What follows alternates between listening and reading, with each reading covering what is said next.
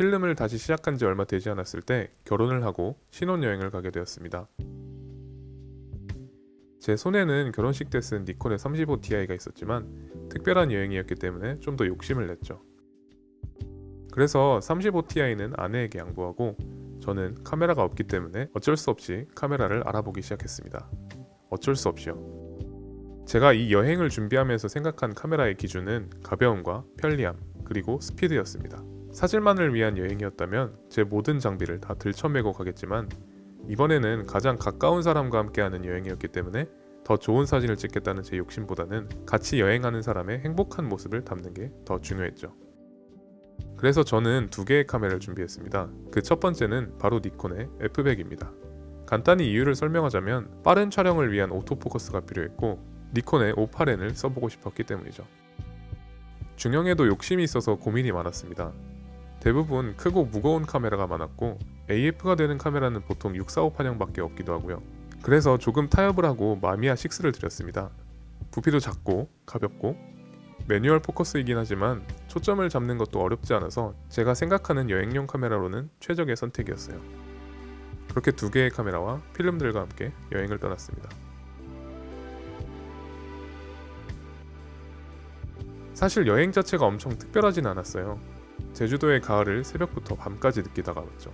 4박 5일 동안 매일 일출을 봐야 적성이 풀릴 것 같은 저는 제 아내와 동생 부부를 데리고 새벽 6시에 오름을 오르고 동쪽 바다를 가서 일출을 봤습니다.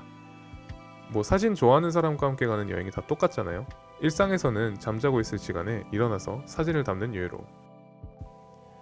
그렇게 일출을 보고 내려와서 사려니 숲길을 걷고 밥을 먹고 예쁜 카페에서 커피도 마셨습니다.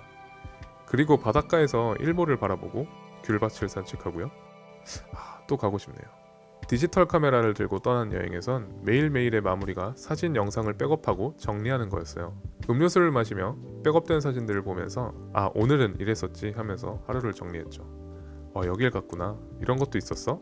하면서 내가 막상 찍으면서는 인지하지 못했던 뷰를 발견하기도 하고 오늘은 이렇게밖에 못 찍었네, 내일은 좀 더 잘 찍어보자 하면서 자책을 하기도 하고요. 이런 과정은 재밌기도 하지만 하루에 몇 킬로씩 걸으면서 사진을 찍었던 몸을 이끌고 다시 들어와 백업을 하는 건 참 귀찮은 일이기도 했습니다.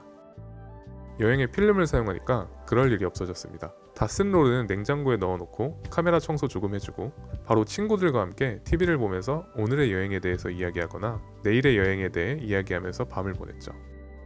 이런 게 참 좋았습니다. 사진에 대해 스트레스 받을 시간이 많이 줄었어요. 이런 점은 사진을 찍을 때에도 저에겐 참 좋았던 것 같아요. 어차피 찍은 사진을 바로 보진 못하니까 부담이 많이 줄었죠. 내가 이 사진을 어떤 공모전이나 전시회를 하려고 찍는 게 아니잖아요. 여행의 추억을 기록하는 그 정도의 목적을 가지고 찍으니 여행이 한결 편하더라고요. 물론 필름값 때문에 기본적으로 이미 부담을 가지고 있기 때문에 그 긴장감의 밸런스가 저는 아주 좋았습니다. 저에게 있어서 여행 사진은 여러 의미를 가지고 있는 것 같아요. 살면서 보는 같은 풍경, 사람들, 차, 환경에서 벗어나 새로운 것을 촬영하잖아요. 일단 그 기록 자체가 재밌더라고요. 여행을 갔다 와서 현상한 사진들을 보면서 그때 나는 이런 게 새로웠구나, 이런 풍경이 있었지 하는 게 참 좋았습니다. 여행을 떠나기 전에 찍었던 사진들에서는 느끼지 못했던 새로운 공간에서의 사진에서도 제가 이 풍경을 어떻게 이해하고 구성하는지 쉽게 알 수 있더라고요. 여러분들도 여행 사진을 보면서 이런 걸 찾아보면 좀 더 재밌을 것 같습니다.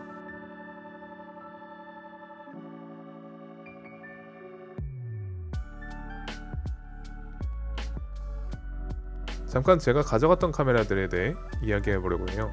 먼저 F100. 저는 니콘으로 사진을 시작해서 니콘의 방식이 아직도 손에 익어 있어요. 그래서 F100을 선택한 것도 있죠. 니콘의 바디는 항상 그 기계적 완성도가 만족스러운 것 같습니다. F100은 나중에 리뷰할 거지만 니콘의 좋은 오토포커스 렌즈들을 웬만해서는 다 찍을 수 있더라고요. AF 정확도도 꽤 좋고요. 노출도 정확해서 제주도에서 편하게 사진 찍었던 것 같습니다.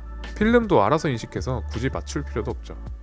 배터리도 구하기 쉬운 AA 배터리를 4개를 써서 여행 가서도 불안할 필요가 없었죠.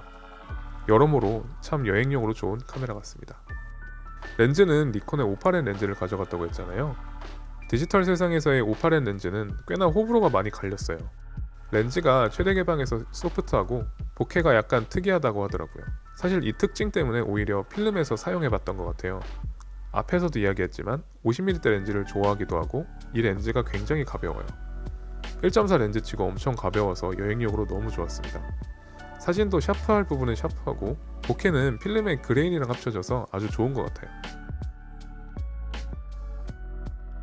마미야 6는 사실 대학 동아리 선배가 썼던 카메라였어요. 한번 출사를 가서 썼다가 좋은 기억이 있어서 샀습니다. 지금 가지고 있는 이건 사실 정상적인 상태는 아니에요. 케이블 릴리즈 부분이 깨지고 타이머도 안 되고요. 그 대신 시가보다 많이 저렴하게 샀습니다. 어차피 여행 가서 타이머 쓸 일이나 케이블 릴리즈 쓸 일이 없어서 오히려 이득이었죠. 이때부터 사용해서 아직까지 매번 들고 나가는 카메라입니다. 일단 중형치고 너무 가볍고 작아요. 쓸 때만 자바를 빼서 찍고 이동할 때는 다시 넣으면 진짜 작아서 하나도 안 거슬리죠. 이미지 퀄리티도 너무 좋아서 참 만족하는 카메라입니다. 그래서 아예 한 세트를 사버렸어요.